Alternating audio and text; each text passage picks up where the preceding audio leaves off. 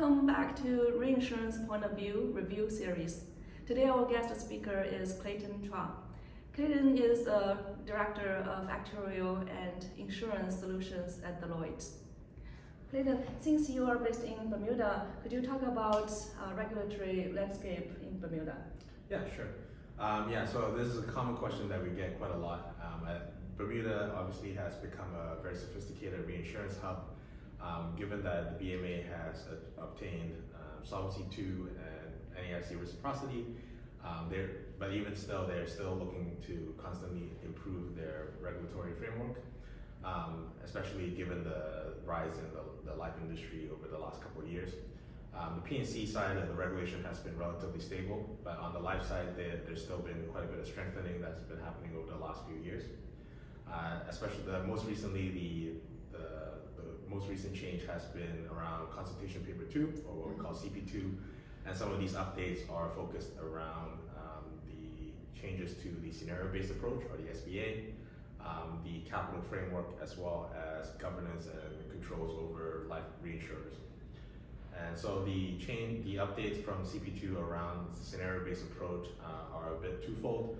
First part is focused around the heightened focus around lapses, given the spike in interest rates over the last year.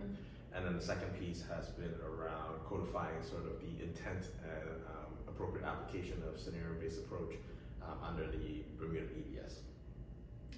In terms of the capital changes, so they've recently updated the framework to include explicit risk charges for lapse and expenses, which were captured in a more high-level fashion in the past. And then lastly, around risk governance and controls, a lot of this was codifying kind of best practices for companies running life insurance companies.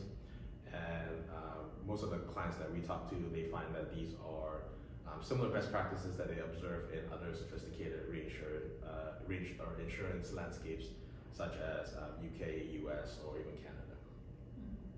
And then I guess just in terms of the impact of these changes to Bermuda, especially to the market growth, we've seen that although that this is now an additional consideration that companies are looking into as they explore Bermuda, we haven't seen any major stopping force in terms of interest on the island.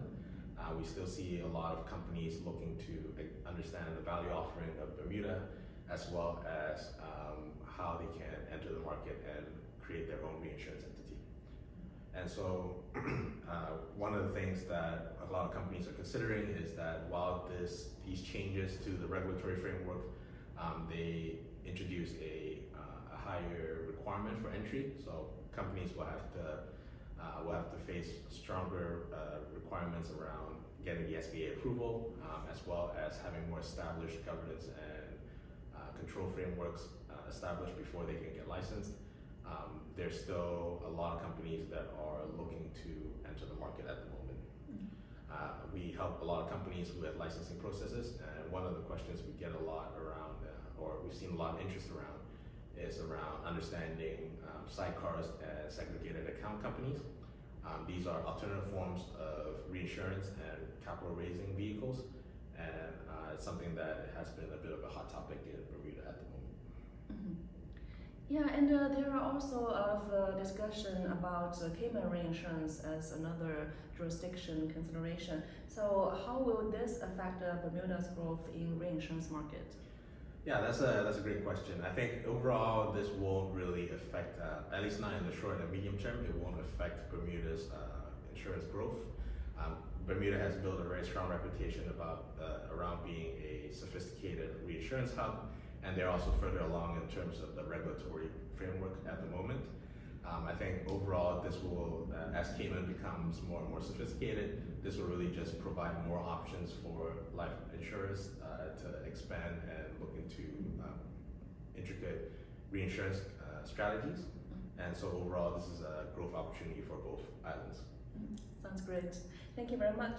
Thank you.